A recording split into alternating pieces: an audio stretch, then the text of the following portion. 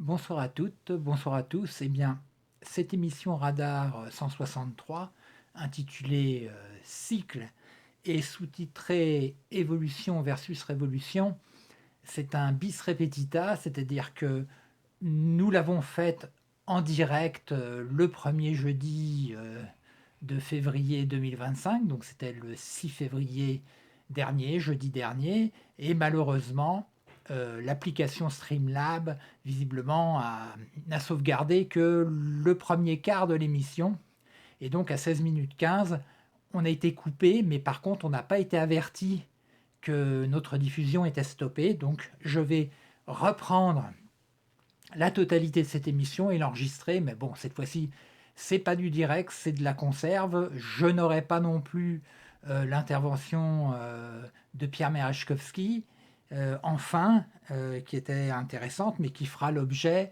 d'un nouvel épisode de la série écrite et interprétée par Pierre Merechkovski, La synagogue, c'est moi. Voilà, donc au début de cette émission, dont nous n'avons plus que le début, je me permettais de souhaiter un joyeux anniversaire à Thomas Stein d'Exoscience, un ami. Donc pour lui s'achevait un cycle, un nouveau cycle de la planète Terre autour du Soleil. Voilà, enfin, s'achevait ou commençait, parce que quand il s'agit d'un cycle, que ce soit une orbite elliptique, on peut toujours considérer n'importe quel point du cycle comme étant son début ou sa fin. Voilà. Donc, de la même manière, tous les systèmes automobiles, qu'ils soient naturels ou artificiels, fonctionnent selon des cycles. Alors des cycles à plusieurs temps, même parfois. Et ces cycles, ils ont besoin d'énergie pour s'entretenir, pour se répéter, parce que tout ce qui est cyclique est un éternel recommencement. Donc cette énergie mécanique peut être d'origine musculaire ou être le résultat de divers dispositifs techniques éoliens, thermiques ou électriques. Alors, on a sur notre affiche, donc je vois là, je pense qu'elle est à l'image, on a sur notre affiche justement euh, un dispositif thermique, euh, une automobile parmi les premières fabriquées en France, donc une 2 dion bouton, hein, on a le logo au-dessus, et on a sur notre affiche aussi des journaux du début de l'ère industrielle, euh, où l'on voit à la fois le journal Le Vélo, le journal L'Auto et une de l'Aurore, très célèbre, celle du fameux article J'accuse d'Émile Zola par rapport à l'affaire Dreyfus. Et nous avons ce dont nous allons parler, ce vélo-car de Charles Mochet, qui sera ensuite appelé vélo couché et qui a été exclu de l'histoire du cycle. Et nous allons expliquer un petit peu pourquoi et comment se sont passées ces manipulations sociales et historiques. Voilà. N'oublions pas non plus que nos émissions radar, elles ont pour origine le soutien à trois jeunes saoudiens qui ont fait de la prison parce qu'ils ont participé à une manifestation non violente en espérant naïvement pouvoir introduire un peu de démocratie dans une monarchie confessionnelle à pouvoir absolu. Voilà. Donc, on a pu sauver trois têtes sur quatre. On est au regret pour Moabid de sa décapitation. Voilà, en juillet 2017. Décapitation suivie de la crucifixion de son corps en public jusqu'à pourrissement des chairs par le meilleur ami et l'allié du petit cron, alias Emmanuel Les Borgneurs, alias Emmanuel Macron. Alors, Souvenons-nous du cri du cœur télévisé du guide suprême de l'écologie nucléaire et cinégétique, alias Emmanuel Lesborgneurs, alias le Petit Cron. On est attaché à la bagnole, on aime la bagnole, moi je l'adore. Fin de citation. Avant que de chercher à comprendre comment et pour quelles raisons politiques et industrielles des dispositifs automobiles électriques peuvent actuellement circuler parfois très rapidement sur les trottoirs de nos cités, même lorsque les pistes cyclables ne servent pas de parking improvisé à quelques autres véhicules automobiles, mais aussi comment et pourquoi un décret-loi du 26 décembre 2019 permet à des véhicules électriques de circuler légalement sur les bandes cyclables, alias pistes cyclables, qui deviennent ainsi des voies exclusivement réservées aux cycles à 2 ou 3 roues et aux engins de déplacement personnel motorisés. Alors cela, bien sûr, au détriment des véritables cyclistes. Comment et pourquoi on qualifie abusivement de bicyclette à assistance électrique certains de ces engins motorisés, alors que le vélo Solex n'avait jamais été considéré comme une bicyclette à assistance thermique, mais comme ce qu'il était, un vélo moteur, et que par voie de conséquence, il devait logiquement circuler sur la chaussée, aussi loin possible des fragiles piétons, comme ses autres confrères automobiles, qu'ils soient thermiques, voire électriques, à 1, 2, 3 ou 4 roues. Comme le prophétisait le philosophe circassien Pierre Desproges, il n'y a plus de sourds, mais des malentendants, plus d'aveugles, mais des malvoyants, et bien sûr plus de cons, mais des malcomprenants.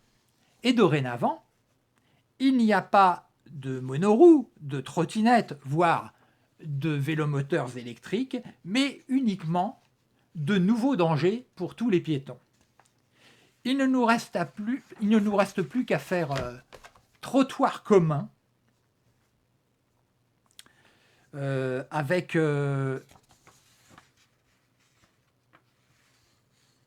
ces nouveaux dangers urbains au nom de l'écologie industrielle onusienne nucléarisée et de ses fusées recyclables au méthane. Pour ce qui est des chemins de campagne, ayez la promenade prudente. Lorsque vous empruntez les sentiers des territoires de chasse des premiers écologistes de France, grâce à ces voies rapides électronucléaires et militaro-industrielles, la probabilité que la planète Mars ressemble prochainement à la Terre est très forte, ce qui ne manque pas d'être inquiétant pour tous les êtres vivants sur la planète SpaceX. Lors de la dernière émission Radar, nous avons constaté que toutes les énergies disponibles sur la planète Terre, qu'elles soient renouvelables ou non, ont une origine stellaire, mais nous ignorons toujours la véritable nature de l'univers. Nous savons juste que c'est en son sein que la matière issue d'une probable nucléosynthèse primordiale aurait ensuite gravitationnellement constitué des étoiles qui, par fusion nucléaire, ont forgé les éléments atomiques indispensables à l'apparition des formes de vie endogènes de la planète Terre. Avec par ordre d'apparition, au générique théorique d'un univers prétendument créé, l'hydrogène, l'oxygène, le carbone et l'azote, les 4 éléments qui forment la base de toute la naturelle chimie organique terrestre. Alors, c'est le physicien et mathématicien Alexander Friedman qui, en 1922, théorise que l'univers observable a été plus dense et plus chaud par le passé, et qu'il serait donc en expansion. L'astronome Fred Hoyle, partisan d'un univers statique, en mars 1949, tient une conférence radiodiffusée par la BBC. Il y déclare, au sujet justement de la théorie de l'expansion, « Ces théories étaient basées sur l'hypothèse selon laquelle toute la matière de l'univers a été créée lors d'un Big Bang, un moment particulier dans un passé lointain. Donc, mis à part le fait que ce partisan d'un univers statique ait introduit pour la première fois le concept de Big Bang pour nommer cette singularité, on s'aperçoit que il faudra de très nombreuses années avant que, par observation, on s'aperçoive effectivement que l'univers est en expansion. Mais est-ce que un univers en expansion est conciliable avec une singularité comme le Big Bang? C'est ce qu'on va essayer de voir.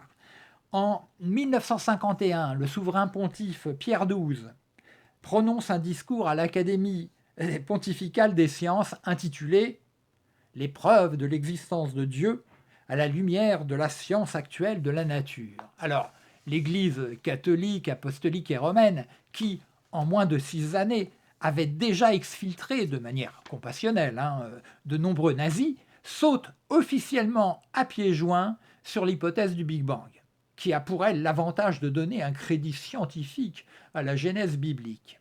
En 1981, le chef de l'État souverain du Vatican, à Rome, a accueilli dans sa capitale l'astrophysicien Stephen Hawking.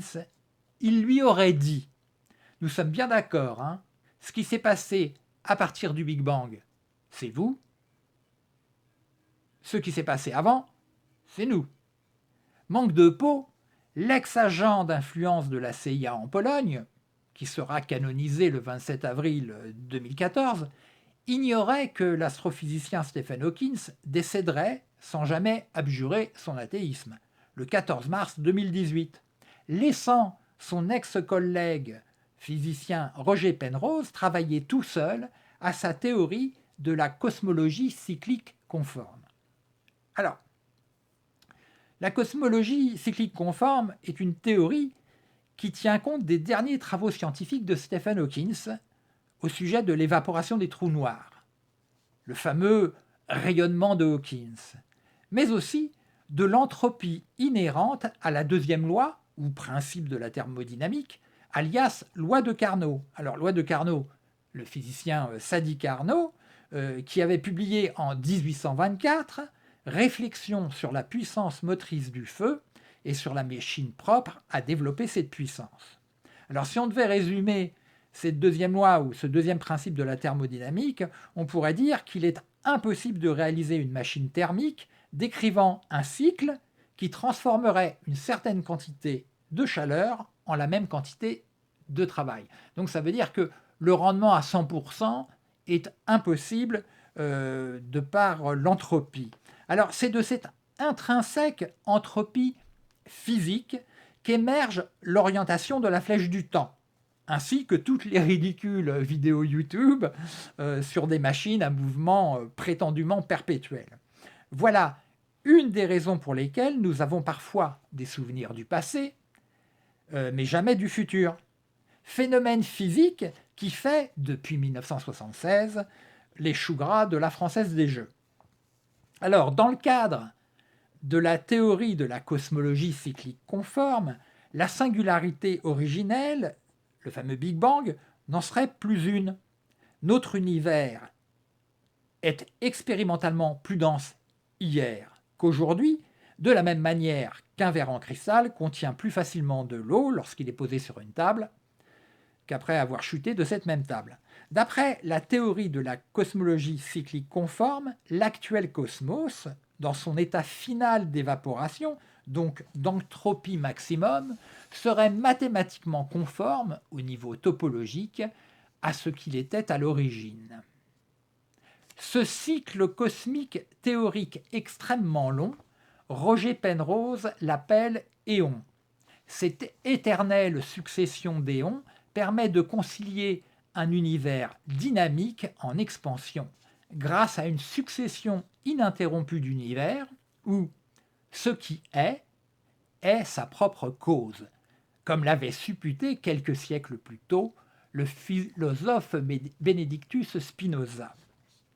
Pour le moment, cette théorie n'est pas confirmée par des observations, mais l'hypothèse que la matière puisse naturellement s'évaporer en énergie pure fait l'objet de plusieurs dispositifs expérimentaux. Depuis 1996, au Japon, dans l'obscurité d'un réservoir souterrain en acier inoxydable de 50 millions de litres d'eau pure, déminéralisée et dégazéifiée, 11 129 yeux électroniques photomultiplicateurs traquent le moindre rayonnement de Cherenkov. Alors le rayonnement de Cherenkov, c'est simplement que quand une particule interagit avec le noyau d'un atome, il émettrait des photons, donc ce rayonnement, une espèce de rayonnement bleu qu'on peut apercevoir aussi, je crois, au fond des piscines des centrales nucléaires, où effectivement les rayonnements interagissent avec l'eau et créent une émission de photons qu'on appelle le rayonnement Cherenkov, du nom du physicien qui le premier l'a théorisé. Alors, ce gigantesque dispositif expérimental international, qui s'appelle le Super Kamiokande, a déjà permis à deux physiciens, le physicien Takaaki Kajita et le physicien Arthur MacDonald, de détecter en juin 1998 les oscillations des neutrinos atmosphériques, ce qui les a conduits à déduire que les neutrinos ont une masse non nulle. Pour cette découverte, ils ont été nobelisés en 2002, ce qui a mis un peu de dynamite dans leurs épinards. Ainsi, ce qui est sera, et réciproquement, ce qui sera était. Léon serait le cycle le plus long. Le cycle le plus court serait la durée de Planck, actuellement évaluée à 10 puissance moins 144 secondes, c'est-à-dire 1 milliardième de seconde à la puissance moins 16. On pourrait presque imaginer qu'il n'existe en fait qu'une seule dimension, le temps. Non pas un temps universel, mais un temps substance, infinitésimal et local, d'où tout émergerait et vers lequel tout convergerait dans un cycle infini. Mais revenons au temps présent. La question médiatique de savoir qui de la voiture thermique ou électrique serait la solution au problème de la mobilité individuelle est une question pernicieuse. En effet, contrairement à la mobilité individuelle, qui n'a jamais été considérée comme un problème pour les bipèdes que nous sommes, le véhicule automobile, apparu suite à la récente révolution industrielle, est un sérieux problème pour toutes les espèces vivantes terrestres, donc pas uniquement pour les stupides hérissons résolument incapables de traverser la chaussée sur les passages protégés. Les automobilistes et leurs automobiles, que celles-ci soient thermiques, hybrides ou exclusivement électriques, sont originellement des non-sens écologiques, sanitaires et sociaux. Par contre, ils sont et restent des cornes d'abondance politique et financière pour tous les opportunistes des classes sociales privilégiées, tous les spéculateurs. Henry Ford, Louis Renault, Ferdinand Porsche sont éminemment représentatifs de l'ordre nouveau automobile. Ils sont à l'origine d'un mortel et nuisible cycle où la puissance mécanique, née d'une réaction en chaîne chimique combinant le dioxygène atmosphérique avec une substance carbonée, pousse par son expansion l'acier des pistons, entraîne les vilebrequins et transforme son temps ou les temps de son cycle en rotation d'un pneumatique sur l'asphalte. Du véhicule en mouvement s'échappent les résultats chimiques de cette combustion infernale qui, manque de peau, sont autoritairement imposés à toutes et tous. Les moteurs tuent, puent, polluent et rendent dépendants. Pétroliers, gaziers, nucléaristes, tous sont les pourvoyeurs incontournables de l'actuelle incivilisation militaro-industrielle mondialisée. Voilà pourquoi je suis un antimilitariste qui dénonce toute l'abominable filière nucléaire militaro-industrielle comme étant durablement criminelle. Remplacer tous les véhicules électriques remplacer tous les véhicules thermiques par des véhicules électriques. Cela reviendrait en France à doubler le parc électronucléaire. C'est de la folie pure et simple. On ne sait déjà pas quoi foutre de tous les déchets que génèrent ces réacteurs électronucléaires. Alors, révolution industrielle et plus grande extinction d'espèces de tous les temps débutent de manière concomitante. Alors on dit que comparaison n'est pas raison, pourtant tous les naturels réchauffements globaux de la planète Terre, antérieurs à la révolution industrielle, se soldaient par des explosions de la biodiversité et non par un colossal et rapide effondrement de celle-ci. La révolution industrielle est l'évolution technoscientifique exponentielle de toutes les anciennes sociétés militaro-confessionnelles vers des gouvernances militaro-industrielles étatiques et ou privées, les transnationales et les grands monopoles industriels. De nombreux bureaucrates ont muté en technocrates dans le respect comptable strict du credo progressiste ambiant. Concurrence, efficacité, utilitarisme, rendement, hygiénisme, respect du plan quinquennal et ou des challenges managériaux, voilà l'idéal mondialisé d'une impossible croissance durable qui parfois ose se prétendre vertueuse, voire simplement soutenable. Qui peut encore croire que my Frederick Winslow Taylor is rich, voire que mon Alexei Stakhanov serait idéalement communiste? Dès le début du XXe siècle, l'argile et l'acier se mêlent dans le luciférien creuset des tranchées. Le voyage au bout de la nuit ne fait que commencer. Les grimaces diaboliques des gueules cassées sont au diapason de ce qui vient. Louis-Ferdinand Destouches, Alphonse Capone et Adolf Hitler survivront, comme malheureusement trop peu d'anonymes, à ce premier carnage industriel planifié. Ils en sortiront blessés, balafrés, transfigurés. Le brigand géorgien Joseph Vassirionovitch Dougachvili, alias Staline, profitera des sanglantes convulsions révolutionnaires d'un empire russe finissant pour commencer, en employant toutes ses habiletés, son accession au pouvoir absolu. Rusés, violents et impitoyables sont les trois points communs des trois plus grands criminels de masse du XXe siècle, Staline, Hitler et Capone. Dans son livre « Voyage au bout de la nuit », Louis-Ferdinand Destouches, alias Céline, nous décrira cet assourdissant ouragan de merde, de mitraille, de sang, de boue, cette première guerre mondiale qui nous fait entrer dans les temps modernes, 6 ans avant qu'Henry Ford ne publie son ouvrage antisémite « Le Juif international », qui, dédicacé, deviendra le livre de chevet d'Adolf Hitler, 21 ans avant qu'Alphonse Capone, alias Scarface, n'impose un règne de terreur à Chicago, 22 ans avant la sortie du film Les temps modernes de Charlie Chaplin. Comment l'humanité en est-elle arrivée là?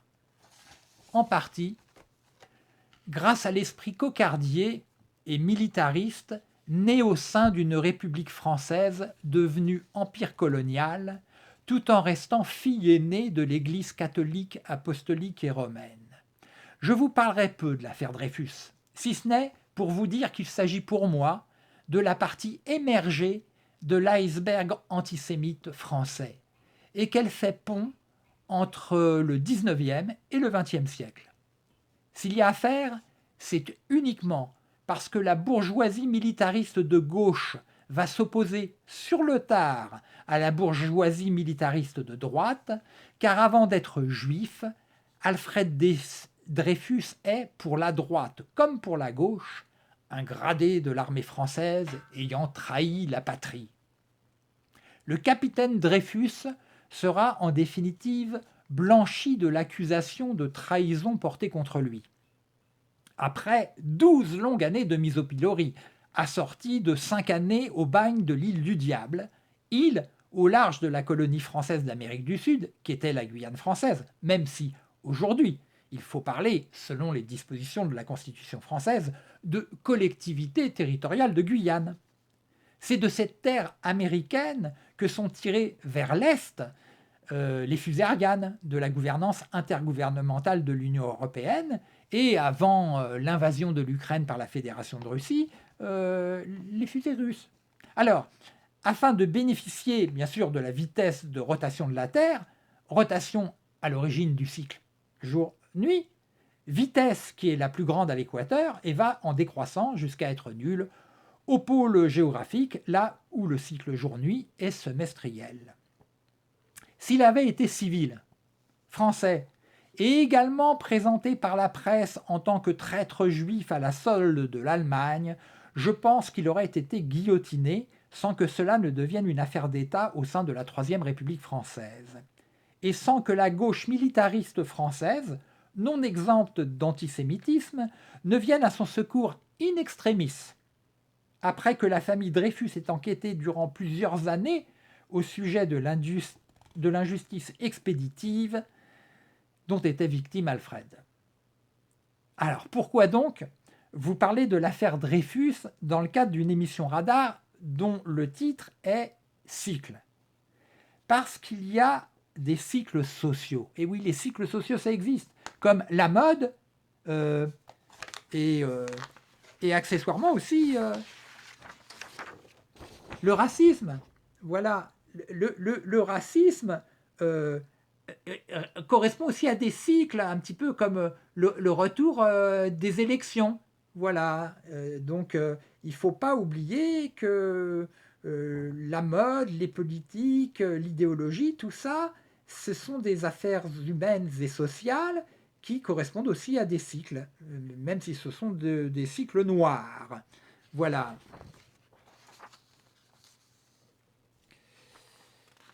Récemment, au niveau de la mode, j'ai vu des pattes def. Voilà. Donc, ce type de pantalon était à la mode dans les années 70 du siècle dernier.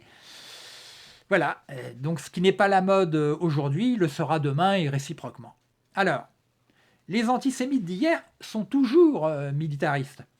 Ils ont juste changé de bouc émissaire. Aujourd'hui, c'est le sémite stigmatisé musulman qui est le nouveau juif. Il est responsable de tout ce qui ne va pas dans le monde. Alors, à commencer par le choc pétrolier de 1973. Hein. Alors, y aurait-il un complot islamo-gauchiste mondial ? Elon Musk, le génie moderne de l'automobile électrique, transpire le transhumanisme lorsqu'il s'exprime au sujet de son désir technolâtre et simpliste d'un avenir martien pour l'humanité. Alors que ses investissements hypothèquent sciemment notre avenir terrestre. Ses nombreuses fusées au méthane, sa nuisible galaxie de satellites en orbite basse, son soutien à la criminelle filière nucléaire, rien d'étonnant au fait qu'il soit le principal financier du président Donald Trump, et le soutien de tous les nationalismes américanophiles à travers le monde. Oui, il n'a pas manqué d'aller soutenir les néofascistes italiens. Alors, voici que ce capitaliste, de pure souche coloniale sud-africaine, devient ministre de l'efficacité gouvernementale aux USA, c'est-à-dire prêt à détruire tout ce qui, au niveau fédéral, protège encore les populations des États-Unis d'Amérique de la dangereuse unilatéralité des lucratives décisions prises par tous les ultra-riches. Nous ne pouvons qu'espérer qu'Elon Musk rejoindra dans les poubelles de l'histoire Henry Ford, Louis Renault et Ferdinand Porsche, avant que nous crevions tous, rapidement, pour les plus chanceux, de manière thermonucléaire. Mais Elon Musk a fait part de sa solution finale par rapport à une éventuelle apocalypse thermonucléaire. Il envisage de construire une arche spatiale pour étendre la vie dans l'environnement naturellement radioactif de la planète Mars, avant la Troisième Guerre mondiale. Sa stupidité naturelle est d'une glaçante naïveté. Si on mettait tous les scientologues et les adeptes du transhumanisme en orbite autour de la Terre, ils n'auraient pas fini de tourner, et malheureusement pour toute la végétation, il ferait nuit en plein jour. Alors restons sur Terre et parlons cycle. Je ne vais pas vous faire un historique des origines de la bicyclette, avec un pignon fixe et sans dérailleur. Elle ressemble néanmoins aux bicyclettes actuelles, et ce, dès la fin du XIXe siècle. Alors pourquoi, en plus d'un siècle, a-t-elle aussi peu évolué? L'apparition des pneumatiques et la fabrication industrielle de bicyclettes, notamment par Peugeot en France, feront de ce moyen de transport individuel, originellement réservé à une élite, un moyen de locomotion populaire, car économiquement plus abordable dès le début du XXe siècle.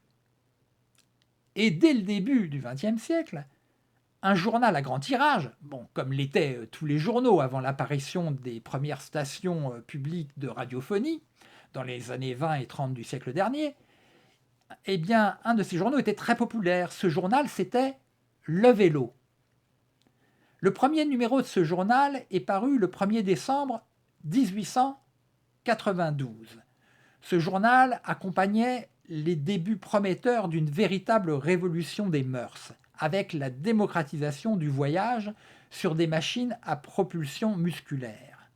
Les premières suffragettes adoptèrent immédiatement cet outil émancipateur, ce qui agaçait les cubénis et égratignait le machisme ambiant.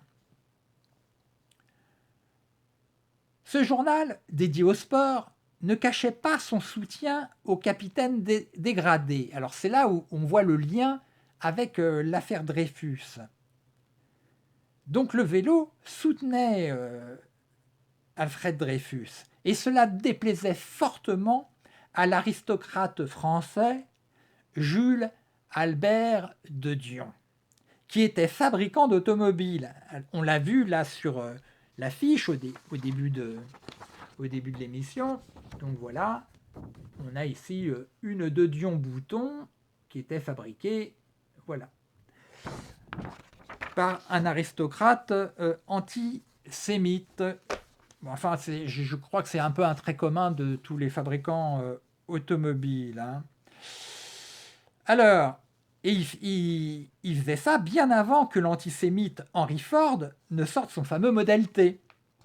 Alors, le comte Jules Albert de Dion décide donc de créer son propre journal, qui paraît la première fois le 16 octobre 1900 sous le titre « L'auto-vélo »,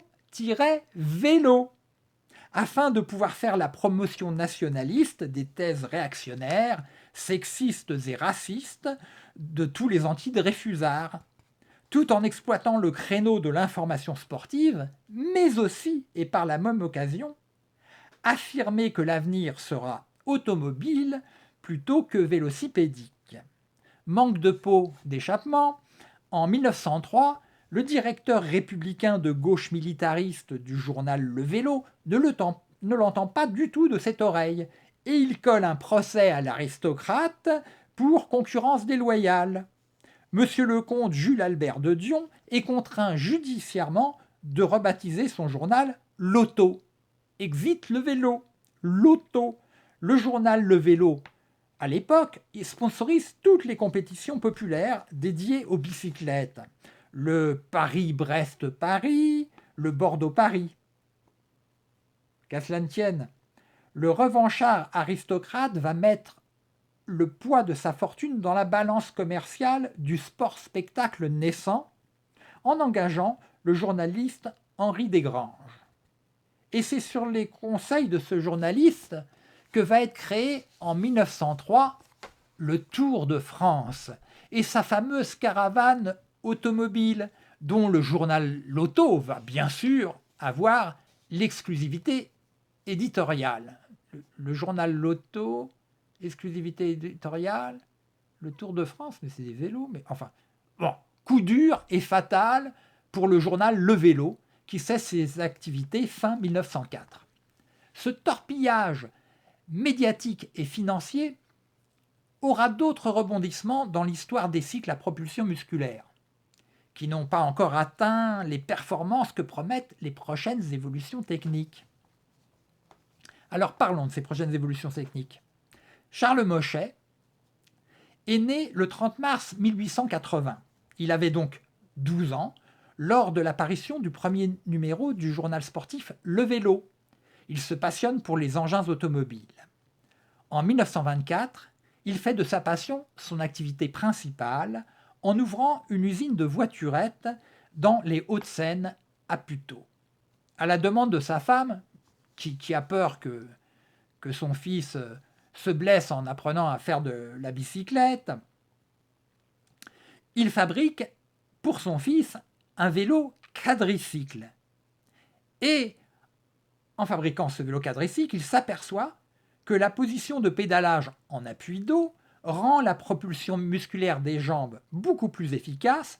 De plus, la position couchée, plutôt que assis comme sur les vélos classiques, offre moins de résistance à l'air.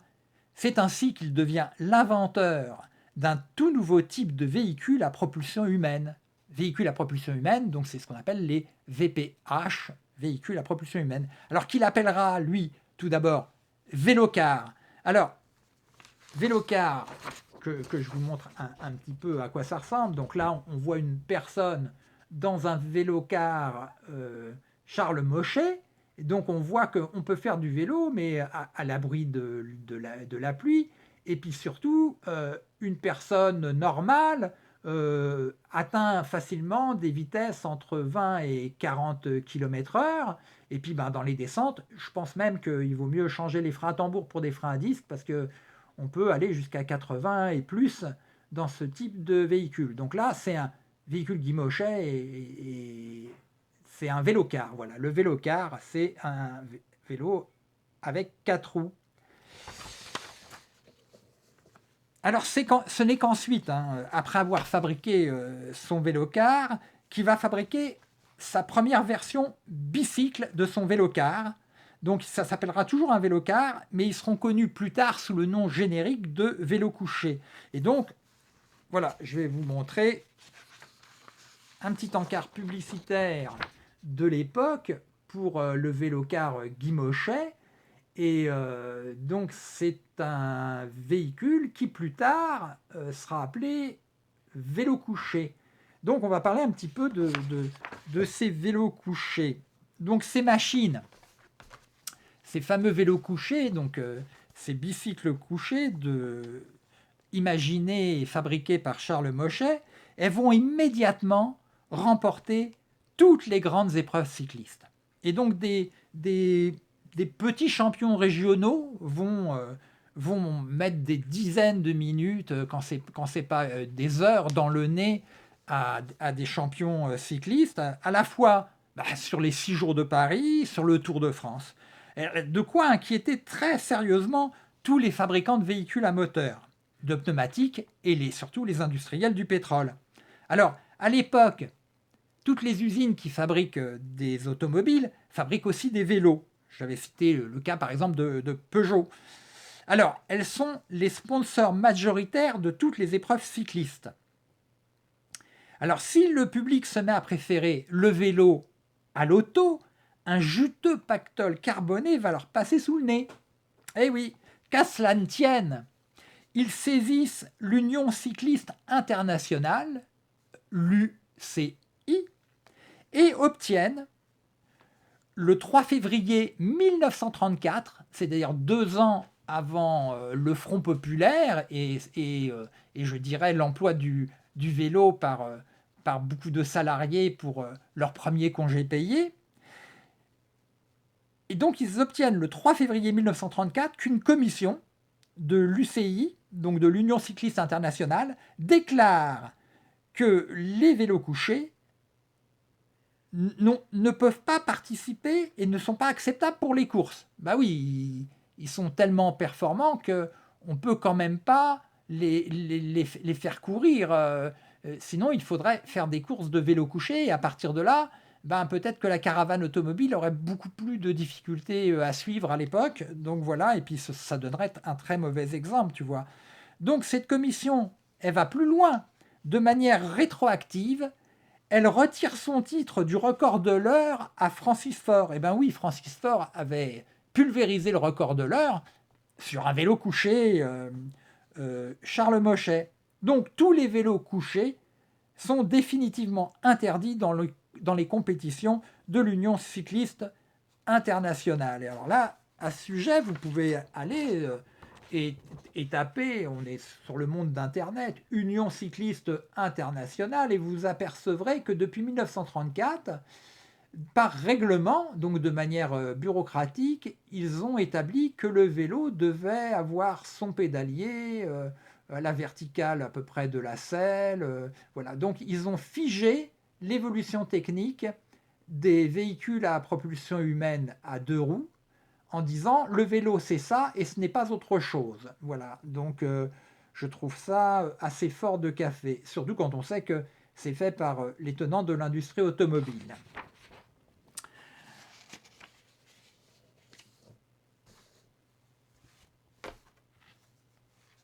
Donc, qu'est-ce qu'on peut en dire in fine? Parce que là, on était sur le cycle et on va bien montrer que on essaye de bloquer le cycle de l'évolution, donc même de la révolution que représente la bicyclette, et on obtient ce résultat grâce à une commission de technocrates non élus qui décrète que la bicyclette devra impérativement avoir son pédalier sous la selle. Donc, ils ont délibérément figé l'évolution des véhicules à propulsion humaine à un stade où ils ne pourront plus donner des idées contraires aux intérêts de tous les acteurs industriels de l'industrie automobile, qui devient ainsi l'avenir du transport individuel. Alors, 3 mois après cette décision, Charles Mochet, malheureusement, décède. 11 ans plus tard, après un nouveau carnage militaro-industriel mondialisé, la Deuxième Guerre mondiale, et mondialisé et sur la fin nucléarisé, ne l'oublions pas, la Deuxième Guerre mondiale, le journal sportif anti-Dreyfusard et collaborationniste, l'Auto, bah oui, pendant de 1940 à 1945, ce journal sportif, l'Auto, s'est fait remarquer pour son soutien indéfectible aux promoteurs des Jeux Olympiques, c'est-à-dire à l'Allemagne nazie. Donc l'Auto est interdit de publication par le gouvernement provisoire français en 1945. Et oui. Les usines Renault, elles sont nationalisées parce que effectivement, oui, Renault, voilà, eux aussi, le collaborationnisme avait fortement bien fonctionné. Je dirais que d'une manière qui ne me surprend pas moi, mais les usines Ford en Allemagne, qui ont bénéficié même de travailleurs forcés, elles n'ont même pas été évoquées lors du procès de Nuremberg. Ford, il s'en sort, rien du tout, même pas mal. Donc, le 28 février 1946, le journal L'Équipe succède au journal L'Auto. Donc le journal sportif L'Équipe vient remplacer le journal L'Auto, voilà, qui avait été dissous, et dissous c'est pas cher, pour collaborationnisme. Alors, aujourd'hui, les évolutions techniques en sciences des matériaux, couplées aux outils informatiques de simulation, devraient nous permettre de concevoir des transports collectifs et individuels sûrs, robustes, légers, faciles à entretenir, sans réservoir de carburant, ni batterie, afin de nous propulser. Alors je dis ni batterie, ce qui ne veut pas dire qu'il n'y aura pas quand même, on ne peut pas récupérer l'énergie, par exemple, d'un freinage dans une descente et avoir des supercondensateurs au carbone pour pouvoir donner une assistance électrique, mais uniquement dans la côte qui va suivre. Voilà. Et puis aussi, les phares ou les dispositifs électroniques de navigation, on pourra avoir des supercondensateurs et gérer ça et avoir un petit générateur, mais à aucun moment une batterie qui serait rechargée, que ce soit avec des panneaux solaires ou majoritairement avec des centrales nucléaires en France. Et donc voilà, des véhicules sans batterie, sans carburant, et qui nous propulseraient vers des sociétés plus humaines, car plus respectueuses de tous les cycles naturels. Et donc effectivement, euh, tout ce qui est l'arbitraire de vouloir bloquer un cycle, comme on veut bloquer l'évolution, donc bloquer une évolution, c'est pas naturel, parce que dans la nature, elle fonctionne entièrement par cycle, et d'ailleurs la révolution est un cycle, mais la révolution, en quoi elle n'est pas une bonne chose, c'est que ce cycle part d'une nouvelle direction pour arriver à une nouvelle direction. Donc les changements de direction, pour les anarchistes, c'est pas franchement une bonne chose. Donc on pourrait avoir un cycle où il n'y ait pas de chef à aucun endroit de la boucle. Voilà. Donc c'est la boucle sans chef, c'est ça l'anarchie, c'est un ordre, parce que c'est l'ordre du monde.